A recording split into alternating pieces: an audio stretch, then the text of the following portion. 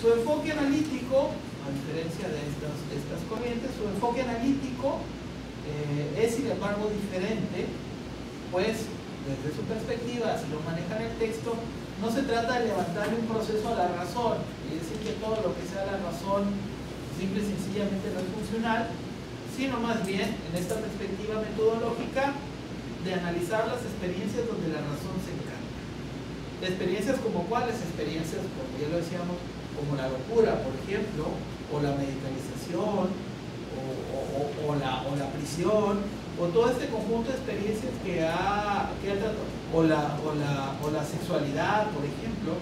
Si se fijan, la obra de Foucault va en relación a este distinto tipo de experiencias, ¿no? Y a una reconstrucción del sentido de esas experiencias dentro de los juegos de racionalización o del saber poder, ¿no? Del saber poder, así lo siento. Entonces, no es levantarle un proceso a la razón, tampoco negar la razón, sino entender cómo la razón se ha encarnado, por así decirlo, en lo material, en la historia, ¿sí? Finalmente, todo lo real es racional y todo lo racional es real, ¿no? Pensándolo en una perspectiva en que lo estamos manejando. De las relaciones entre racionalización y el poder va a destacar los siguientes principios analíticos, es decir, cómo va a categorizar, cómo va a establecer este eje de análisis. Primero, no tratar, si decimos que el pensamiento de Foucault no pretende los universalismos epistemológicos y admite, por supuesto, los procesos de quiebre epistemológico, de disrupción o de discontinuidad, o como diría Bachelard, de obstáculo epistemológico, pues es importante entender que los procesos de racionalización de la sociedad o de la cultura no pueden ser vistos como un todo, como un modelo aplicable a todos los casos exactamente de la misma manera, sino se trata más bien de analizar el proceso en diferentes ámbitos, en diferentes experiencias focalizadas, ya lo señalé, locura, enfermedad, muerte, sexualidad, etc., ¿no? Desconfiar también de las categorías y de los términos concluyentes, como este término racionalización, sino más bien hablar en esta perspectiva de la pluralidad, de las formas que asume esa racionalización, de las diversas experiencias o de los tipos de racionalidad, ¿sí? De tal manera que desde esta perspectiva, cuando hablamos de los tipos de racionalidad, no estamos excluyendo ni estamos cosificando. A diferencia, por ejemplo, de una perspectiva analítica o positivista, donde estos tipos son tipos fijos, ¿no? Donde estos tipos son arquitectónicos de la explicación sobre lo real. Aquí tenemos que conocer las características específicas de esos procesos dentro de una experiencia histórica. Tercer principio epistemológico: establecer una genealogía más amplia a las de sus características en la ilustración en el desarrollo de la tecnología política. ¿Qué quiere decir con esto, Foucault? Quiere decir que hay que ir un poco más atrás. En investigación, en cualquier tipo de investigación, siempre es importante ir más atrás para poder entender el sentido de las prácticas del presente. Si hablamos, por ejemplo, de investigación educativa, si voy a plantear un proceso metodológico de investigación educativa, no solamente voy a describir el presente de las prácticas, por ejemplo, las limitantes de los profesores para presentar el examen de oposición o de permanencia, ¿sí? Sino tengo que irme más atrás, explicar esa genealogía del porqué de la insuficiencia de la formación de los profesores, de los modelos que han antecedido, ¿sí? Y que por lo tanto problematizan una realidad. No puedo tomar inmediatamente una estructura de conocimiento sin antes haber establecido su génesis, su devenir a través del tiempo, las transformaciones que ha tenido. Por eso es importante y por eso esta idea de racionalidad la va a proyectar Foucault, la va a establecer desde esta pastoral, y eso es muy interesante.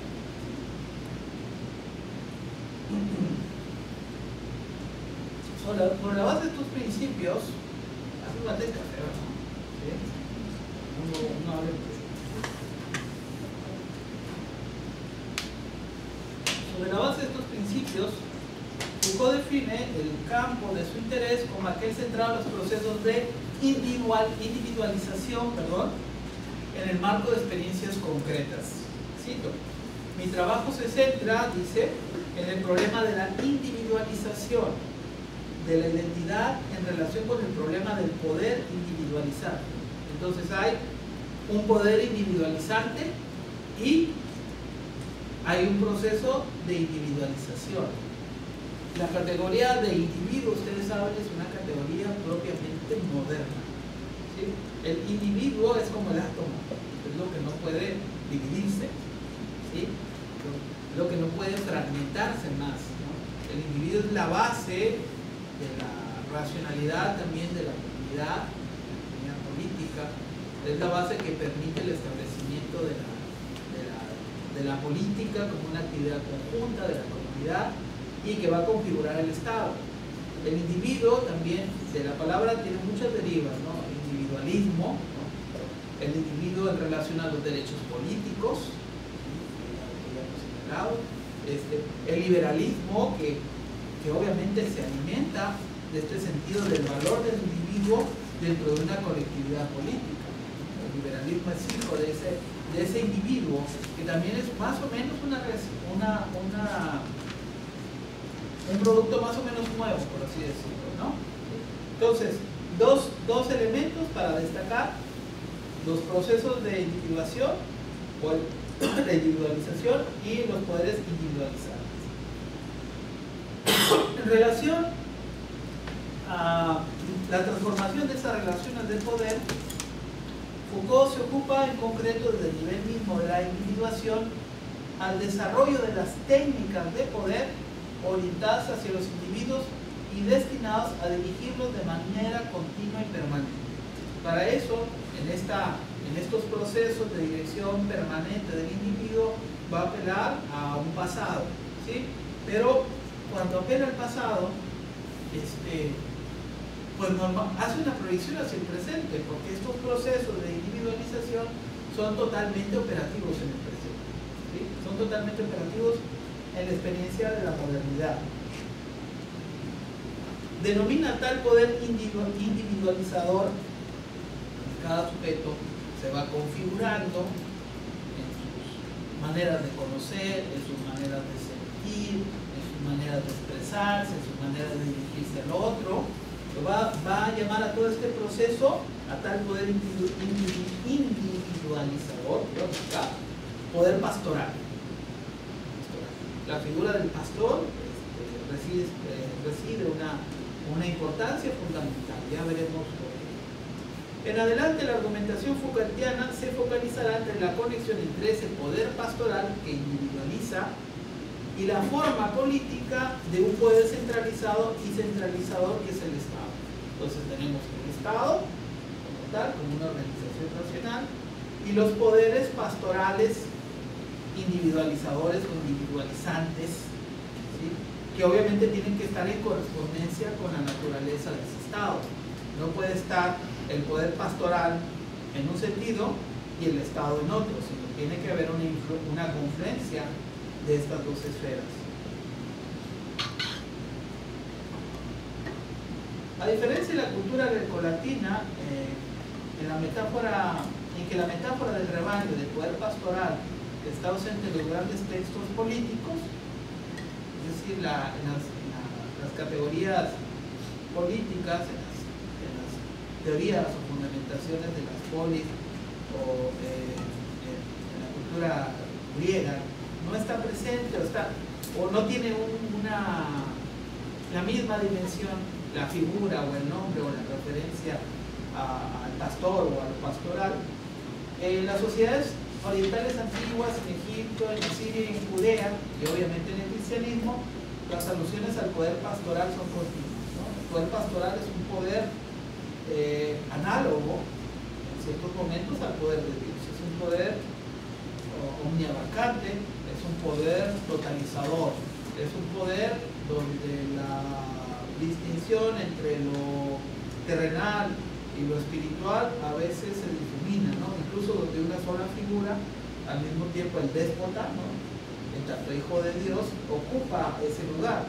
En el caso de los griegos, acuérdense que hay una transición de las formas políticas, ¿no? Hay una evolución de las formas políticas, pero en el llamado despotismo oriental, y esto los historiadores lo saben mejor, hay una fusión muchas veces de esta figura, ¿no?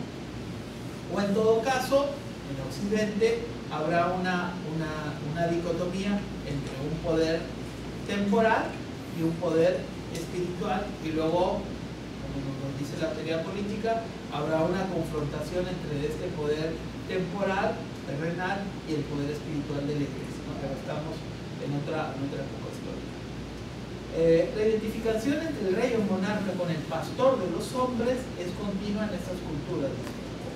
La asociación entre Dios y el rey se deduce casi naturalmente, puesto que ambos juegan el mismo papel. El rebaño que ellos cuidan es el mismo. La cultura hebrea desarrolló y extendió el tema del poder pastoral ligado a un principio teológico-político. Esto es lo interesante, como en la conformación de un discurso religioso se evidencia un discurso político, ¿sí? El discurso político en muchos sentidos muy amplio. Dios, y solo Dios, es el pastor de su pueblo. A excepción de la estirpe fundadora de la monarquía judía en David, Yahvé, Jehová, etc., es el solo y único pastor, desde esta perspectiva teológica política. Habrá que hacer luego después una distinción entre esta perspectiva teológica política y por ejemplo, el tratamiento de lo teológico político en Spinoza. Pero bueno, ese es otro tema. Terrenalmente, los malos reyes son comparados con malos pastores que son incapaces de guiar y proteger a sus rebaños. Por lo que una de las características deseables, evidentemente, del buen pastor es que sepan dirigir a su rebaño, que sepan protegerlo, que lo vigilen continuamente, etcétera, etcétera. En adelante, Foucault analiza las características de ese poder pastoral y las contrasta con los principios regulativos griegos para dar cuenta de ese poder individualizante. Aquí estoy como sintetizando los puntos que están aquí. Primero, el pastor ejerce el poder sobre un rebaño más que sobre un territorio. El territorio puede ser más o menos amplio, pero lo que importa es el rebaño. Y tener a las ovejas descarriadas cerca, ¿no? Tener la capacidad de poder vigilarlas y si alguna se quiere ir, regresar. Hagamos la metáfora, ¿no? Es decir, aquel que se quiere salir de esta lógica, de esta racionalidad, de este conjunto de prácticas, de este conjunto de tradiciones que están legitimadas por la autoridad, que están legitimadas por la misma tradición. Bueno, aquí hay un poder efectivo de ese poder pastoral que, recordemos, es individualizante para tener el orden y el control de ese rebaño, de esa oveja negra descarriada, ¿no? Segunda característica, el pastor reúne, guía y conduce a su rebaño, porque el pastor sabe. Es como como por ejemplo cuando ¿cómo se llama? Clemente, el pedagogo, entonces Clemente Alejandría, ¿verdad? ¿Sí? Niégamelo o afírmamelo, no me acuerdo. Pero bueno, en el pedagogo, y yo supongo que es Clemente, de origen no, pero es de Clemente Alejandría. En el pedagogo, una obra de la patrística, Clemente Alejandría configura a Jesús como el maestro, el pedagogo, ¿no? El que direcciona, el que aconseja, el que va y guía. Ahí también podemos establecer, no lo dice aquí en el documento Foucault, pero lo podemos extrapolar entre el pastor, el buen pastor, y el maestro, o el pedagogo, ¿no? Ambos ejercen un poder sobre un rebaño, ¿sí? Ambos reúnen, guían y conducen a su rebaño, ¿sí? Etcétera, etcétera, ¿no? Hay una proyección. Tercera característica, más importante incluso que defender la vida de la oveja, lo importante es salvarla. ¿Sí? Si está en las manos del pastor defender la vida, por supuesto, pero lo importante es salvar su alma. ¿Sí? Si hablamos en esta perspectiva del poder pastoral cristiano. Lo importante es salvar el alma, porque eso es lo fundamental. Lo otro, bueno, es importante, pero es accesorio de acuerdo al papel que está adjudicado al pastor, ¿no? ¿Sí? Asegurar la salvación de su grey. Cuarta característica, el pastor tiene un proyecto para su rebaño. Este proyecto está dado o está dictado por Dios, por las Sagradas Escrituras, por la tradición o por algo. Hay un proyecto específico para ese rebaño, ¿sí? Hay una finalidad y hay un carácter que hay que desarrollar para ese rebaño, de tal manera que se configure de tal o cual forma. Quinto, el ejercicio del poder pastoral es un deber. Todo lo que hace el pastor lo hace por el bien del rebaño. Ojo, y a propósito de enunciar problemáticas complejas e indignantes al mismo tiempo, ¿cómo podríamos explicar a la luz de los acontecimientos más recientes esta idea de lo pastoral en el abuso y la pedofilia del cristianismo? Eso sería un tema severo de debate, ¿no? ¿Sí? Pero eso ha sido, esa es la lógica de ese poder pastoral, ¿sí? En tanto de ver en la metáfora del pastor preocupado por el bienestar de su rebaño, el tema de la vigilia y de la vigilancia son importantes. Se habla de la abnegación del pastor y de la necesidad de su conocimiento. Por eso el pastor también debe de tener como una serie de características, casi no se ve, hasta llego a la última slide, debe tener una formación, debe ser producto de un proyecto de configuración. No cualquiera puede ser pastor, ¿sí? Ser pastor implica un proceso de conversión y un proceso de adoctrinamiento y un proceso que te convierta en pastor, es decir, un dispositivo formativo. No cualquiera es pastor. Se requieren ciertas características, ciertas prácticas y cierto autoconvencimiento para desarrollar esa labor de pastor de los hombres. ¿Okay? No es lo mismo ser como Agamenón, rey de todos los hombres, como dice Homero, a ser el pastor, ¿sí? Porque Agamenón incluso enfrentaba los celos o las rivalidades políticas, como sucede con Aquiles, etcétera, etcétera, ¿no? Es decir, no es inapelable. El pastor, la autoridad del pastor sí es inapelable. Sobre esa base se funda toda una estructura de poder individualizante. Eso es lo interesante, ¿no? A eso que acabas de decir, podría estar basado un poco en esta noción de la salvación, o sea, ese poder inapelable o incuestionable que tendría su fundamento en esta figura es, digamos, un pontífice, sí, pero es trascendental en términos de que, o sea, es tan relevante, tan importante, que va más allá de la vida biológica misma, la vida material, por así decirlo. Claro. Sí, sí. Algo dice como que tiene que plantearse también desde un destino al cual va a llevar a su rebaño, ¿no? Sí, a un proyecto, ¿no? Un proyecto de salvación, ¿sí? Que el pastor conoce mejor que nadie, ¿no? Porque está capacitado justamente para llevar, para direccionar, porque en analogía con esa figura siempre habrá lobos rondando las ovejas, ¿no? Siempre habrá peligros que rodeen a esa grey, ¿no? A la que hay que cuidar, a la que hay que exhortar, a la que hay que mantener, con la cual, si hablamos del dispositivo pedagógico cristiano, el dispositivo de conversión, a la cual hay que conformar y formar en un conjunto de ritualizaciones y de prácticas que se asumen como dispositivos formativos, como prácticas espirituales, diríamos, también como ejercicios espirituales, donde el sujeto va adquiriendo un ethos, una forma de ser, una característica, ¿sí? Lo que va haciendo de él una buena oveja, ¿sí? Y lo que va haciendo, en la medida que lo va haciendo de él una buena oveja, esto está hablando bien de quién está formando esa oveja, de quién está vigilando, ¿no? De quién está al pendiente de sus necesidades. Luego habrá, por supuesto, una radicalización de esta de la distancia entre el pastor y la oveja, ¿no? Entre el pastor y su grey, y habrá un proceso de control, que eso es lo que más adelante va señalando en Foucault con más detalle, ¿no? ¿Sí? En tanto deber, decíamos,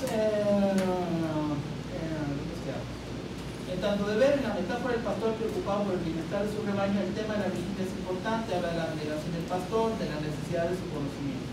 De ahí se deriva una necesidad política del poder pastoral, en tanto supone una atención individual a cada miembro del rebaño. Es decir, el pastor tiene que conocer a cada uno de los, en este caso, de los individuos de su grey, conocer las características, ¿no?, de su grey.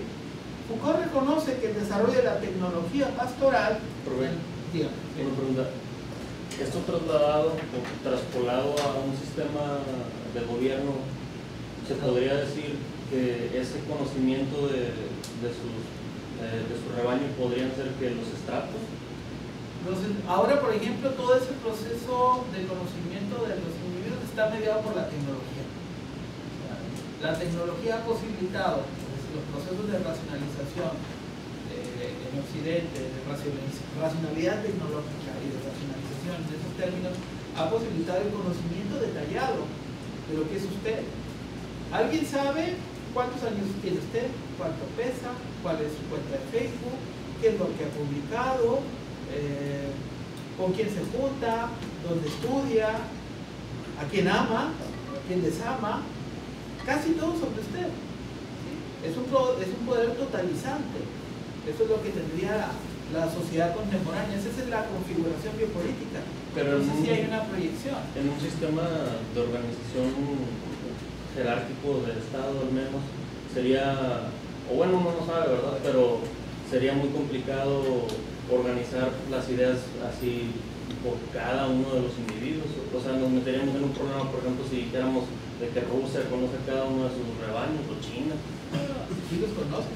Ese es el asunto, ¿no? Sería la intervención del Estado, por ejemplo, en el matrimonio, cuando antes de trabajar, que te piden que el RFC o que el acta de nacimiento, ahí también el individuo está ofreciendo toda esa información al Estado, ¿no? Y hay políticas, y lo interesante es, y esto Foucault lo trabaja en el primer volumen de la historia de la sexualidad, hay políticas reproductivas, hay políticas de legalización, por ejemplo, hablamos de la prostitución, por ejemplo, ¿no? Hay políticas reproductivas, hay políticas de salud, hay políticas en contra o a favor del aborto, por ejemplo, ¿no? A propósito también de la vigencia de estos temas, ¿no?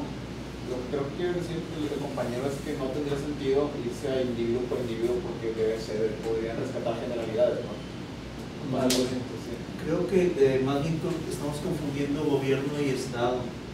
Si el gobierno tuviera como la noción totalitaria, total de cada una de las características del individuo, o si el Estado como esta entidad que está distribuida en conjuntos individuos y la información es accesible a cada uno de ellos acerca de cada individuo. O sea, es distinto pensarlo de esa manera. Si es el gobierno el que tiene la información completa o es el Estado fragmentado en los individuos. Sí, digo, en todo caso, lo que yo digo es, por eso di como que la puntualizada, ¿no? En sentido jerárquico. O sea, por supuesto, vamos a decir primero municipalmente, evidentemente es más fácil que conozcan, pero ellos tienen otra vez, en sentido jerárquico, ellos tienen a alguien arriba y ellos también tendrían que conocer a los de más abajo, que son lo que conocen en el sentido municipal, y luego estatalmente, hablando en un sentido de entidad federativa, ellos todavía tienen a alguien más arriba, que pues ya es el gobierno en general, ¿no? Y ellos también tendrían que conocer al eslabón más pequeño, no más pequeño, que es lo municipal. Entonces, justamente, ¿no? Piensen lo que luego va a elaborar Foucault del panóptico, ¿sí? Esa teoría del panóptico, sí.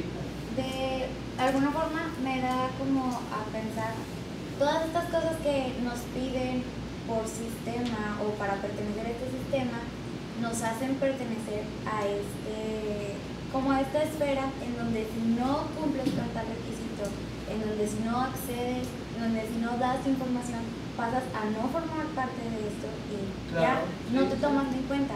Entonces, de esta forma, el sistema de gobierno, el sistema del Estado, ya no te reconoce como parte de él.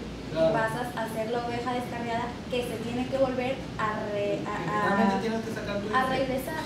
Sí, sí. Ajá. ¿Quieres decir eso? ¿No? ¿Qué más? Pero aparte, Ok. sí, yo creo que el mecanismo o el dispositivo disciplinario o vigilante, en términos prácticos, es aplicado o utilizado para quienes están rompiendo o rompen, ¿no? O sea, la cárcel en sí es para el criminal. Entonces ya no es totalizante la cárcel. O sea, la cárcel tiene, digamos, ese juego o ese rol de ser totalizante, pero en términos prácticos pues no hay miles de cárceles, hay unas cuantas, que es en donde todo, digamos, el Estado y su aparato de gobierno. Pero hay dispositivos Hay en todas las partes. instituciones, ¿no? Por ejemplo, la escuela, ¿no? Que también pueden establecerse muchas similitudes con una cárcel o los hospitales. Y son procesos de expresión de ese poder individualizante, ¿no? Y de esa configuración política del sujeto, sea lo dirá vigilar y castigar, ¿no? Sea el cuartel del ejército, sea la cárcel o la escuela, ¿no? Bien, y la vigilancia está muy presente, ¿por qué? Más en la época del enjambre, ¿no? Como dicen, ¿no? En la época de la comunicación automática, en la época de la vigilancia y de las cámaras de seguridad que están en cualquier parte, ¿no? Y estos temas nos llevan hasta las distopías, ¿no? De la policía del pensamiento, de Orwell y Huxley, ¿no? Bien, es decir, ¿qué tanto esta proyección del mundo distópico tiene de real hoy en día, ¿no? Y hasta dónde llega. Sí hay que distinguir entre la gubernamentalidad y el Estado, ¿no? Pero una de las funciones del Estado, la institución humana, es mantener la gubernamentalidad, palabra un poquito complicada, ¿no? Hacer énfasis en esto de los estratos, porque creo que es un concepto muy clásico en sociología, ¿no? Pero que creo que para este punto ya no es demasiado útil. ¿Por qué?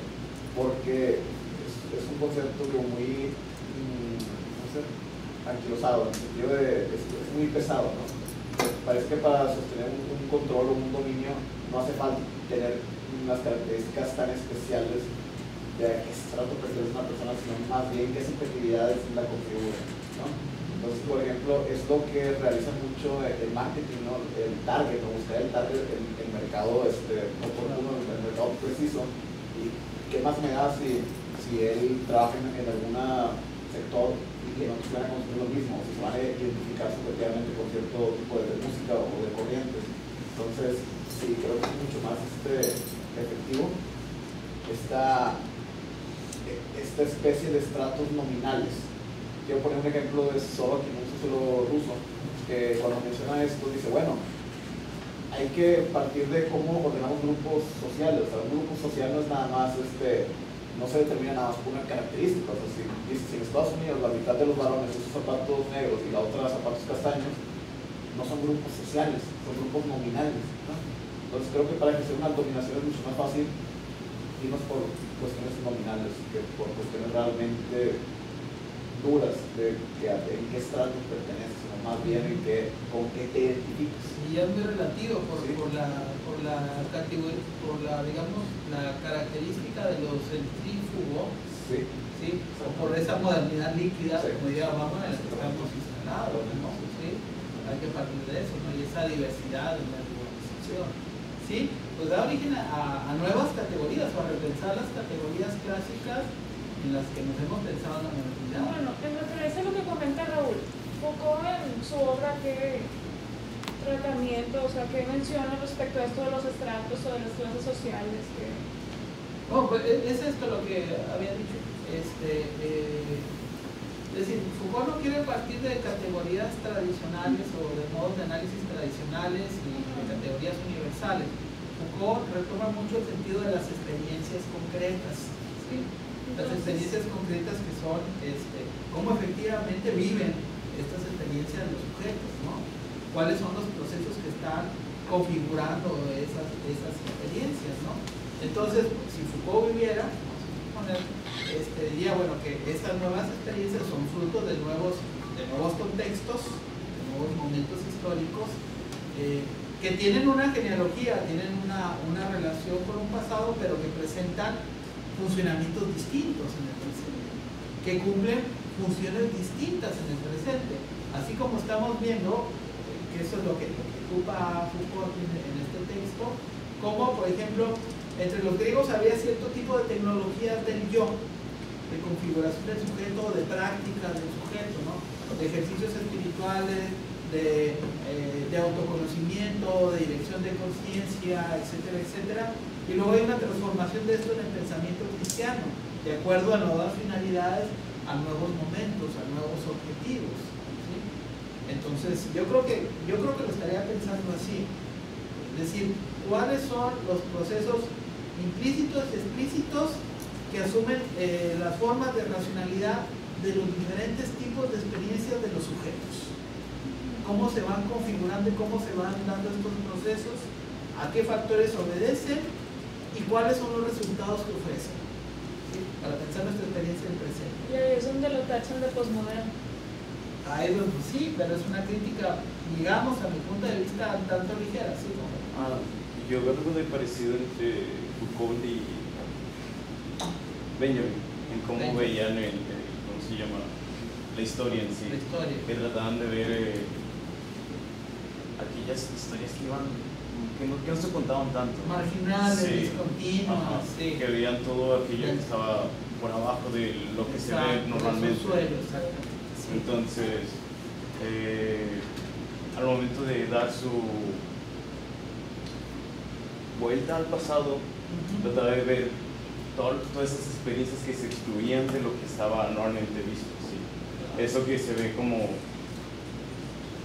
aquello que está legitimado, pero ¿cuáles son los fundamentos? ¿Cuáles Sí. son las transformaciones que llevaron a legitimar o a dar validez a una práctica? Sí, y en ese sentido hay un rastreo, pues un rastreo que es arqueológico y genealógico, ¿sí? Sobre todo cuando te diriges al pasado tienes que hacer una arqueología, remitirte al pasado, y una genealogía de las relaciones de saber-poder, un momento para entender el sentido de una práctica. Como por ejemplo, en un momento dado la pederastia, por hablar, ¿no?, de una práctica, en el mundo grecolatino es tolerada de cierta forma, y en el mundo occidental y moderno es condenada, por ejemplo, ¿no? Y tiene otro sentido negativo, ¿no? Son diferentes etapas históricas dentro de una misma práctica. Bueno, ¿alguien más va a comentar algo? ¿No? Sí. Yo entiendo este proceso de individualización desde arriba, o sea, desde el pastoral. Desde arriba y desde abajo. Sí. En términos de un poco como de atacar la capacidad, entre comillas, de autonomía del sujeto o del individuo, ¿no? Atacar esa capacidad de reflexión, de autoexamen, por así decirlo, y de cuestionamiento, para llevarlo a integrarse en una totalidad que es más trascendente, lo cual hace es este doble juego, ¿no? Sí, pues este doble juego de no despojarlo, sino de negarle esa posibilidad de autonomía para que piense, digamos, de manera unitaria, y así también que sea posible el control, pero también el demandarle que, por ejemplo, se enliste en el ejército para entregar su vida por una nación, por ejemplo, Sí. por la parte. Sí, hay un proceso, ¿no? Hay un proceso de transformación y de cambio, de génesis, de transformación y de cambio de esos poderes que van, sí, de ciertas prácticas en la antigüedad a las prácticas de sujeción e individualización en el cristianismo, y que luego van a dar los fundamentos de esas prácticas de individualización y sujeción en la modernidad. Todo dentro de una línea general y un proceso de racionalización, digo, de racionalidad política o de tecnologías del idioma, ¿sí? Hay una transposición, por así decirlo. Podríamos decir de esta forma que los fundamentos de las prácticas políticas de la modernidad, de acuerdo al rastreo Foucaultiano, están dadas en las prácticas cristianas del poder pastoral. Es lo que nos está diciendo. Que todo esto que estamos viviendo hoy en día no es más que la consecuencia de ese proceso, ¿sí? Lo que nos está describiendo es justamente la génesis de ese proceso, ¿no? Porque está totalmente ligada, desde esta perspectiva, el desarrollo de la cultura cristiana, del mundo cristiano, al desarrollo político de la nacionalidad occidental. Es lo que está diciendo muy en concreto el texto, ¿no? Con mucha riqueza, por supuesto, lo está diciendo, pero eso sería más o menos la propuesta. ¿Ok? ¿Algo más? Bueno, sigo, otro ratito más. Voy a tratar de agotar el tema, lo cual siempre es un decir, ¿sí? Porque todavía faltan como muchas páginas, ¿sí? Vamos a ver hasta dónde aguantamos, pero por lo menos dejar bien configurado la dirección hacia donde queremos ir. Todavía tenemos como 15 minutos, ¿ok? Bueno, nos quedamos en... Foucault reconoce que el desarrollo de la tecnología pastoral en la dirección de los hombres ha cambiado totalmente las estructuras de la sociedad antigua. La caracterización de la historia occidental no es en modo alguno positiva. Y fíjense lo que dice Foucault. De todas las sociedades, está hablando de la historia humana, de todas las sociedades, las nuestras, occidental, han sido quizá las más agresivas y conquistadoras. Se han servido de la violencia más aterradora contra ellas mismas y contra las demás. Fueron las únicas que han desarrollado una extraña tecnología del poder al tratar a la inmensa mayoría de los hombres como si fuesen un rebaño guiado por un puñado de pastores. La frase es así, muy tajante, ¿no? ¿Sí? Pero tiene que ver con esa, hablando de Benjamin, ¿no? Esta idea de para una crítica y una historia de la violencia, ¿no? Cómo se genera el proceso. ¿De qué forma aparecen estos temas en la literatura política y filosofía griega? Un poco para contrastar. Aparecen marginalmente. Según Foucault, los griegos no parecen inclinados a hacer de la relación entre el pastor y su ganado el modelo de las relaciones que deben existir entre ciudadanos y gobernantes. Y ahí señala, me voy rápido en esta parte, por ejemplo, en ni Sócrates ni en Demóstenes, personajes griegos, el término pastor no está como parte del vocabulario político. Dice Foucault, bueno, en los pitagóricos hay algo de presencia de esta idea del pastor, ¿no? Que también estaría ligada un poco a la idea del maestro. Finalmente, ¿quién es el que enseña las matemáticas? Pues el maestro, ¿no? Y el sentido pitagórico es un sentido muy direccional, también es una secta, también con un conjunto de prácticas.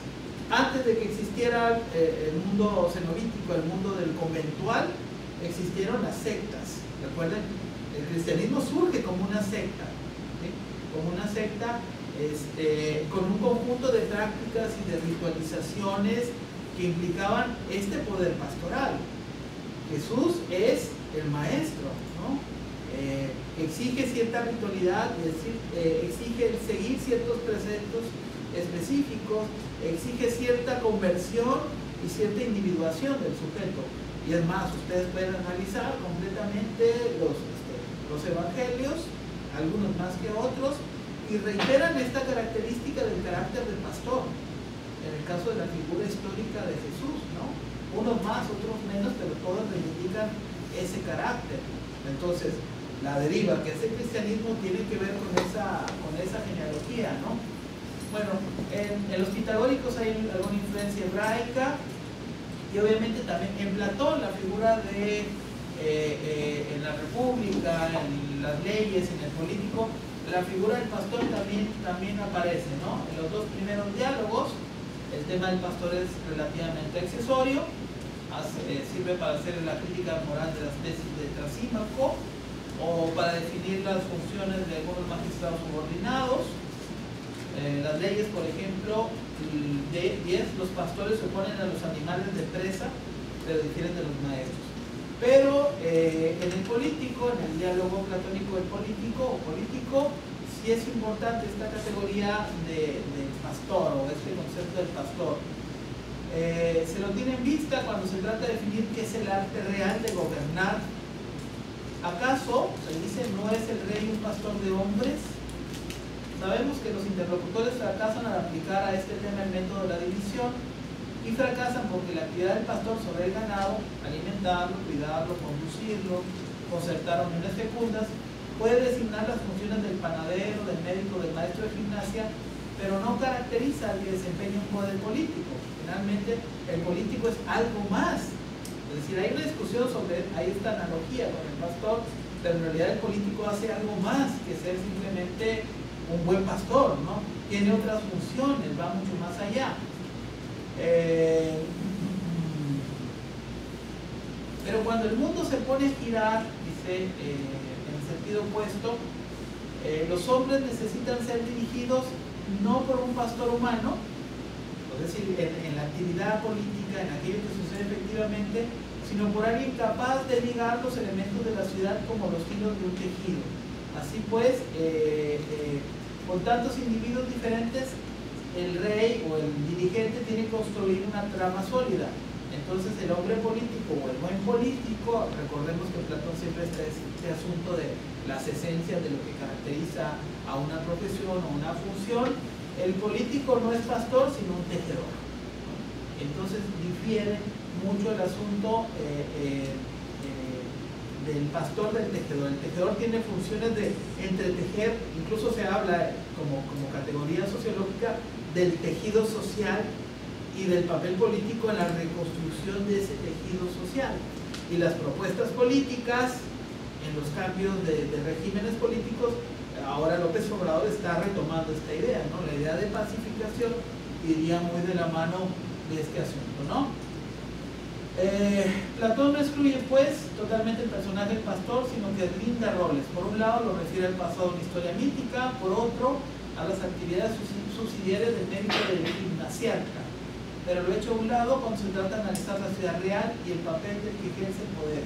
La política en Grecia no es asunto del pastorado, pero la política en el cristianismo sí es asunto del pastorado, ¿sí? Como expresa Foucault, ya vamos acabando, en la mirada griega, los hombres que detentan el poder político no son pastores. Su tarea no consiste en cuidar la vida de un grupo de individuos, sino que consiste en formar y asegurar la unión de la ciudad. Eso es lo fundamental, por eso son tejedores. Un elemento, recuerden también que Atenea es la diosa tejedora, ¿sí? Un elemento a destacar sobre esa mirada es que para la cultura judía cristiana, los hombres poseen un alma o un espíritu susceptible de ser guiados a la salvación. Es otra diferencia que tiene que ver con el contexto y con la experiencia. El cristianismo, y desde antes del cristianismo, digamos, de los estoicos, se empezó a fabricar el alma. Los cristianos le ponen marca registrada. Es decir, el cristianismo, con el cristianismo emerge este tema del alma, ¿no? Y también de la salvación. Los griegos y los romanos no conocen la salvación. En su plano más trascendente aspiran al desarrollo de la virtud. Y eso es más en función de aquello que están llamados a hacer. Ya últimos. Un poquito más, tengan paciencia. Unos minutos más. Me voy rápido. En la evolución de la pastoral o tecnología del poder, la literatura cristiana de la patrística ofrece ejemplos valiosos de la construcción de este poder individualizado. Foucault describe la evolución de dichas prácticas en los casos de Crisóstomo, Cipriano, Ambrosio, Jerónimo, y en la vida monástica, que supone, lo sabemos, reglas de direccional más estrictas, en Casiano y Benito.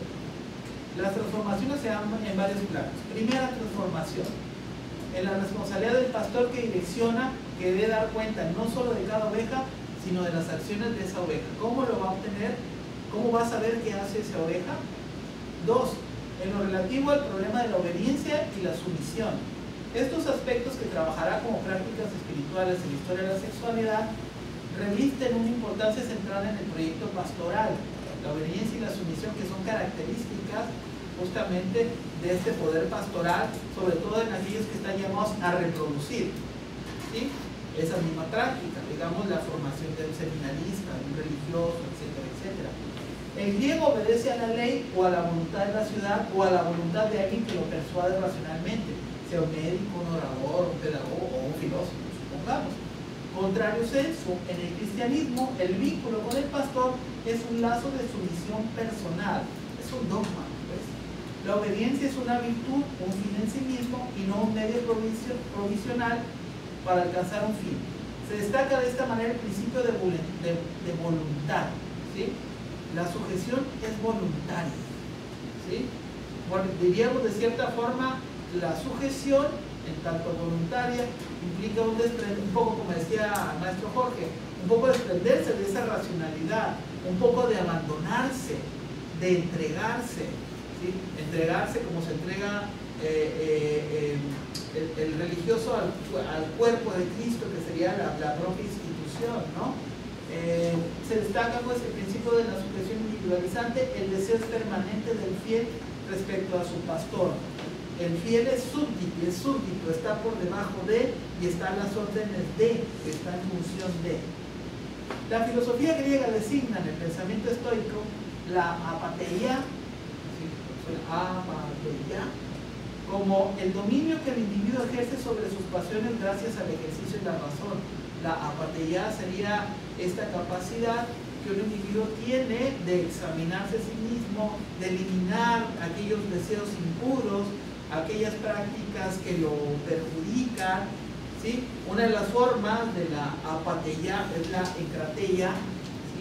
La encrateia que tiene que ver con este proceso del control de las mismas pasiones carnales, ¿no? También de las virtudes que luego serán trasladadas a la templanza, ¿no? Estas prácticas en la filosofía estoica son parte del dominio de las tecnologías del yo, que suponen la autotransformación del sujeto, lo que decía, la expresión de la voluntad y de la racionalidad de ese sujeto, la modulación del patos constitutivo, el patos, la pasión, la manera de ser de un sujeto que es producto de su propia decisión. Estamos hablando de la filosofía estoica. El cristianismo va a transformar esa práctica. La apateia es la renuncia a uno mismo, es el abandono de la libertad y el pliegue al estado de obediencia a la disciplina, a las normas y a las reglas que se instituyen en la vida cenolítica, lo que implica la vida en común, ¿no? Es el abandono, la entrega, que eso se constituye en el cristianismo como una virtud, ¿sí? ¿En qué grado? ¿En qué medida? Bueno, y todo esto va a tener su proyección en la modernidad, es muy interesante, seguiremos haciendo esa ilación. El poder pastoral cristiano atraviesa las regiones más íntimas del creyente. El apostolado cristiano supone una forma particular de conocimiento entre el pastor y cada una de sus ovejas. Para asegurarse ese conocimiento, el cristianismo se apropia de los instrumentos esenciales existentes en el mundo helénico. ¿Cuáles son estos? El examen, el autoexamen y la dirección de conciencia. El primero refiere en el mundo griego una técnica socorrida entre los pitagóricos, estoicos y epicúreos. Parte del principio socrático de que una vida sin examen no vale la pena ser vivida, se expresa en las grandes obras filosóficas de Séneca y de Marco Aurelio, entre otros. El examen, técnica de sí mismo, terapia de psiques, terapia del alma, es una vía del sujeto para medir su progreso moral, el dominio de sí mismo y el control de sus propias pasiones. La dirección de conciencia refiere también a una relación de aprendizaje y de guía moral y política frecuente en los círculos ilustrados de Grecia y Roma. Ambas prácticas se van a resignificar, estamos terminando, se van a resignificar en la pastoral cristiana para asegurar el vínculo entre el pastor espiritual y su rebaño. La confesión es un medio para asegurar el lazo permanente y el examen de conciencia no consiste en cultivar el autoconocimiento, no es esa la función, sino en revelar al director de conciencia las profundidades del alma del creyente. En todo caso, sabemos, la entrega o lo que se supone la confesión es el arrepentimiento, ¿sí? Y que otro tome la voluntad y que el otro esté como el pastor, vigilante de cada una de mis acciones y que yo esté convencido de esa apateia, de esa entrega, de que esta práctica tiene un completo sentido, porque me va a garantizar que, también lo señalaron, la salvación, porque lo que está en juego es la salvación trascendente de mi ser, no de mi subjetividad ni de mi momento, aunque se supone que también habrá un complemento de esa práctica, no tendrá un sentido respecto al momento. El punto nodal de estas prácticas es el de la organización de un vínculo entre la obediencia total, el conocimiento de sí mismo y la confesión que se hace a otro. Asume su forma radical en la mortificación, en el abandono y en la renuncia a este mundo y a uno mismo. ¿De qué le sirve al hombre ganar el mundo si se pierde a sí mismo? Y aquí le dejo para y sin ninguna traza de que sea un ataque ni una ironía, simple y sencillamente que va configurando un discurso religioso muy funcional, que tiene funciones muy definidas, que va generando una individualización que representa este poder pastoral. Bueno, vamos a ver, para hacer el nexo, falta una parte del texto, para que vean lo sufrido del asunto. Falta ver pues cómo estas prácticas pastorales se van a configurar en los procesos de racionalidad del Estado, ¿sí?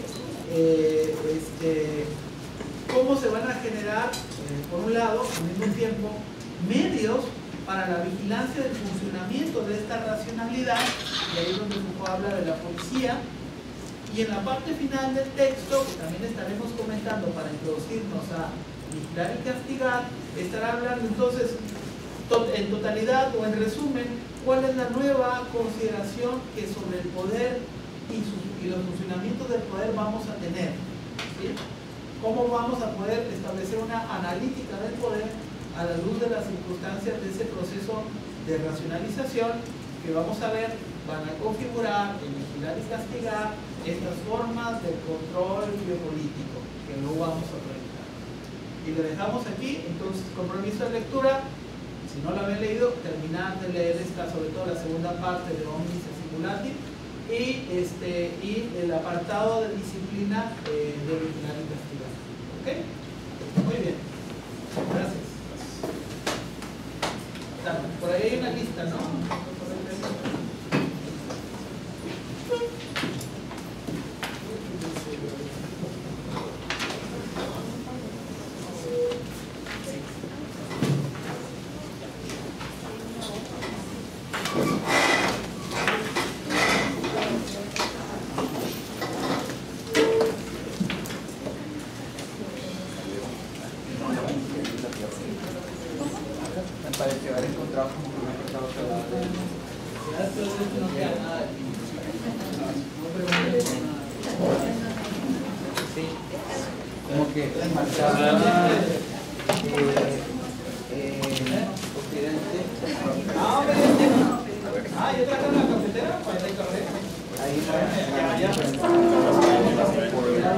Y la sierra.